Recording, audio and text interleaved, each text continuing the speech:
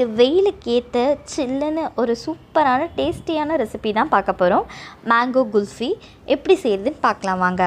அதுக்கு ஃபர்ஸ்ட் நான் வந்து 1/2 லிட்டர் ஃபுல் க்ரீம் மில்கை தண்ணி சேர்க்காமல் முதல்ல காய வச்சு எடுத்துக்க போகிறோம். அதுக்கு பாலை சேர்த்துட்டு இந்த மாதிரி சைடில் ஆடை படியும் இல்லைங்களா, அது எல்லாத்தையுமே வந்து இந்த மாதிரி அது கூடயே சேர்த்து விட்டு இதை வந்து நல்லா காய்ச்சி எடுத்துக்கணும்.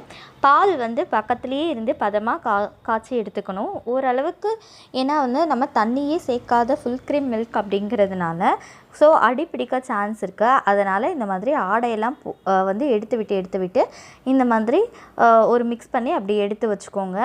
பால் வந்து நல்லா இந்த மாதிரி கொஞ்சம் வற்றி வரணும். நம்ம எவ்வளோ பால் ஃபஸ்ட்டு ஊற்றணும்னு பார்த்தீங்க இல்லைங்களா, அது வந்து நல்லா இந்த மாதிரி பாதியாக ஆகிற அளவுக்கு வற்றி வந்ததுக்கப்புறமா நான் வந்து நமக்கு பிடிச்ச என்ன ட்ரை ஃப்ரூட்ஸ் வேணாலும் நம்ம எடுத்துக்கலாம். நான் இன்றைக்கி வந்து பாதாம், பிஸ்தா, முந்திரி மூணுத்தையும் சேர்த்து இந்த மாதிரி க்ரஷ் பண்ணி இது கூட சேர்த்துருக்கேன்.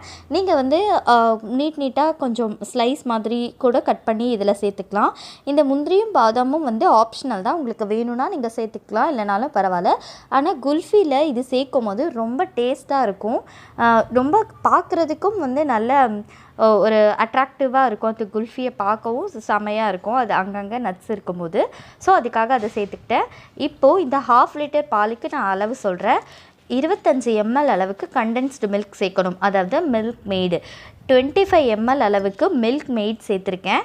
அதுக்கப்புறமா அதே அளவுக்கு 25 கிராம் அளவுக்கு சுகரும் இதில் சேர்த்துக்க போகிறேன். மில்க் மெய்டு எதுக்கு சேர்த்துருக்கேன்னா, அது வந்து ஒரு க்ரீமி சூப்பரான டெக்ஸ்சர் கொடுக்கும். மில்க் மெய்ட் இல்லைன்னா பிரச்சனை இல்லை, நீங்கள் வந்து 50 கிராம் சுகராக நீங்கள் சேர்த்துக்கலாம். நான் இன்றைக்கி வந்து 25 ml வந்து மில்க் மெய்டும் 25 கிராம் வந்து சுகரும் வந்து சேர்த்துருக்கேன். இதையும் இந்த நட்ஸை சேர்த்துட்டு இது எல்லாத்தையுமே சேர்த்து மிக்ஸ் பண்ணி விட்டுட்டு கொஞ்சம் நேரம் வெயிட் பண்ணணும். திரும்பவும் அதே மாதிரி நம்ம சைடில் காடையெல்லாம் எடுத்து விட்டுட்டு வரும்போது இந்த மாதிரி கன்சிஸ்டன்சிக்கு பால் வரும். இந்த மாதிரி கன்சிஸ்டன்சிக்கு, அதாவது ஒரு ரப்படி கன்சிஸ்டன்சிக்கு வரும். அந்த மாதிரி வந்ததுக்கப்புறமா நான் வந்து வேறு பாத்திரத்தில் மாற்றிட்டு அது கொஞ்சம் சில்லுன்னு ஆறுறதுக்கு விட்டுருக்கேன். பாலை நம்ம காய் வைக்கிறதுக்கு சேர்த்ததுலேருந்து இந்த பதம் வர வரைக்கும் சிம்மில் தான் வச்சுருக்கணும். அடுப்பை ஃபுல் ஃப்ளேமில் வைக்கக்கூடாது. அதுக்கப்புறம் அதை நல்லா வந்து சில்லுன்னு ஒரு பக்கம் ஆறுறதுக்கு விட்டுருக்கேன்.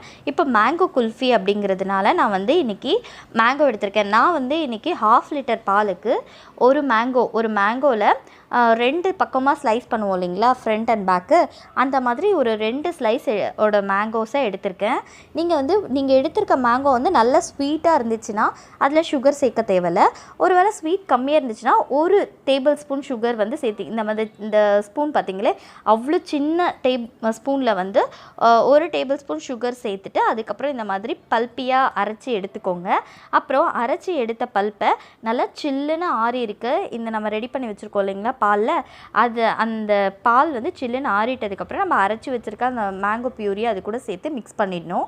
மிக்ஸ் பண்ணிட்டதுக்கப்புறமா இந்த மாதிரி குல்ஃபி மோல்டு எடுத்திருக்கேன். உங்கள்கிட்ட குல்ஃபி மோல்டு இல்லைன்னா பரவாயில்ல, ஒரு கிளாஸில் ஊற்றிட்டு அதுக்கப்புறம் அந்த கிளாஸ் மேலே மட்டும் நல்லா டைட்டாக சீல் பண்ணிவிடுங்க. அதாவது கவர் பண்ணிவிடுங்க. கவர் பண்ணிட்டு ஒரு ஐஸ் குச்சி அதில் வச்சுட்டு கூட நீங்கள் அதை வந்து அதுக்கப்புறமா ஃப்ரீசரில் வச்சு குல்ஃபி ஆனதுக்கப்புறம் எடுத்து நீங்கள் டேஸ்ட் பண்ணி பார்க்கலாம்.